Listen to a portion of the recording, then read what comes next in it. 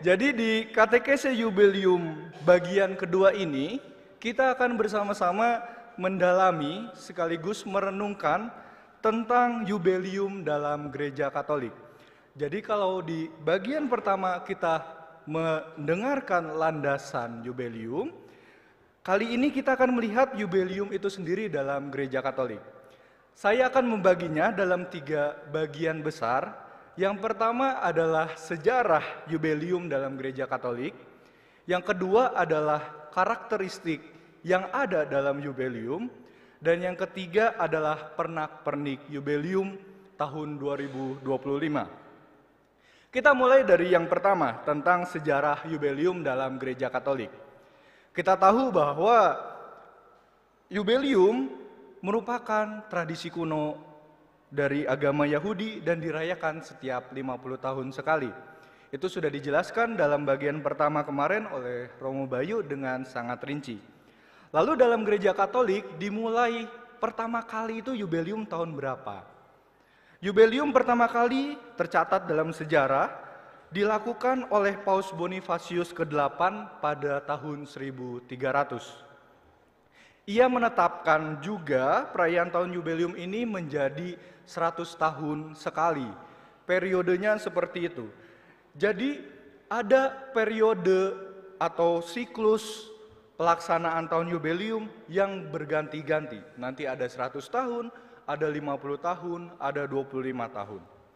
Lalu pada masa Paus Clemens ke-6 pada tahun 1342, masyarakat Roma pada waktu itu memohon kepada Paus untuk diperpendek jaraknya.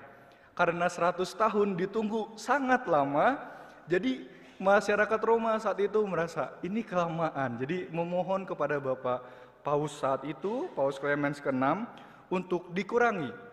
Maka Paus Clemens juga mengabulkan, dikurangi menjadi 50 tahun. Pada tahun 1389, untuk mengenangkan hidupnya Yesus yaitu 33 tahun, Paus yang selanjutnya yaitu Urbanus ke-6 pada tahun 1389 menetapkan siklus Jubileum menjadi 33 tahun sekali. Kalau tadi ada 100, ada 50, lalu menjadi 33. Lalu pada tahun 1390 itu juga dirayakan Jubileum pada fase yang 33 tahun itu. Maka waktu itu belum sempat Paus Urbanus ke-6 itu merayakan Jubileum, beliau meninggal. Lalu dilanjutkan oleh Paus Bonifasius ke-9. Pada tahun 1400, di akhir periode 50 tahun yang ditetapkan sebelumnya, tanpa mengumumkan tahun Jubileum, Paus Bonifasius ke-9 memberikan indulgensi Jubileum kepada para peziarah yang datang ke Roma pada waktu itu. Maka pada tahun 1429, Paus Martinus ke-5 merayakan Jubileum dengan cara yang baru. Ia membuka pintu suci Basilika Yohanes Lateran untuk pertama kalinya. Jadi kita tahu bahwa pada kapan sih pintu suci itu pertama kali dimulai? Yaitu ini, pada masa Paus Martinus ke-5 di tahun 1425. Lalu Paus Nikolas menjadi paus terakhir yang merayakan Jubileum pada siklus 50 tahun itu. Paus Paulus II memperpendek periode antara Jubileum menjadi 25 tahun, yaitu pada 1450.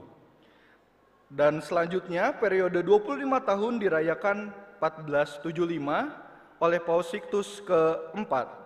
Saat itu Jubileum biasa diatur menjadi 25 tahun.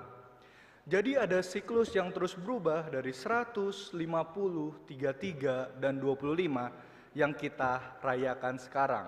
Jadi setiap 25 tahun sekali.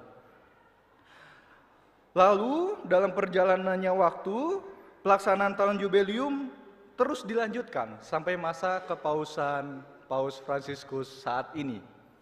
Ketika Paus Fransiskus pertama kali membuka tahun kerahiman di 2015, 11 April 2015, melalui surat keputusan berjudul Misericordia Vultus, Paus Fransiskus mengumumkan Yubelium untuk memperingati 50 tahun berakhirnya Konsili Vatikan II.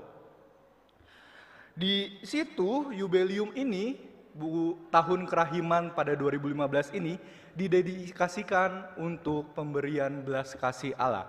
Maka kalau Bapak, Ibu, Saudara-saudari ingat, pada tahun 2015, Bapak Suci Fransiskus pernah mengeluarkan pengumuman untuk mengadakan tahun kerahiman ilahi. Bagaimana di situ ada duta-duta yang dikirimkan secara khusus untuk bisa mengampuni dosa, memberikan indulgensi yang hanya direservasi atau hanya bisa diberikan oleh tata suci, dalam hal ini adalah Paus sendiri. Lalu Paus Fransiskus membuka pintu suci Katedral Notre Dame pada 29 November, dan dalam perjalanannya ke Afrika, pada saat itu ia memulai tahun Yubelium luar biasa ini. Maka ketika pintu suci Basilika Santo Petrus dibuka pada 8 Desember 2015, untuk pertama kalinya sebuah pintu belas kasihan dibuka di katedral.